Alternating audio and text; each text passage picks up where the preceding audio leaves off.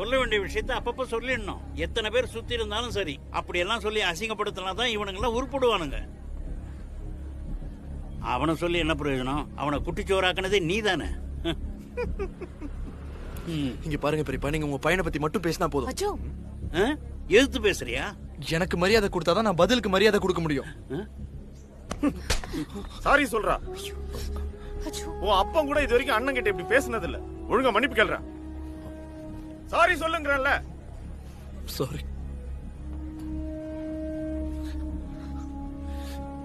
காலத்து பசங்களை சொல்லி எந்த பிரயோஜனமும் இல்ல. பசங்களை வளர்க்கும் போது அடிச்சு வளர்க்கணும். இல்லன்னா அதோ இந்த மாதிரிதான் இருக்கும். அடி வாங்கிட்டு வந்து உட்கார்ந்துருக்கான் பாருங்க, சொர்ணி எல்லாம். இவனால எல்லாம் குடும்பத்துக்கு எந்த பிரயோஜனமும் இல்ல. உனக்கு வேற ஏதாவது வேணுமா? இந்த சிக்கன் பீஸ் சாப்பிடு. லெக் பீஸ் தான்டா வைக்கிறேன், சாப்பிடுறா. உங்களுக்கு என்ன வேணும்? இந்தாங்க வைக்கிறேன்.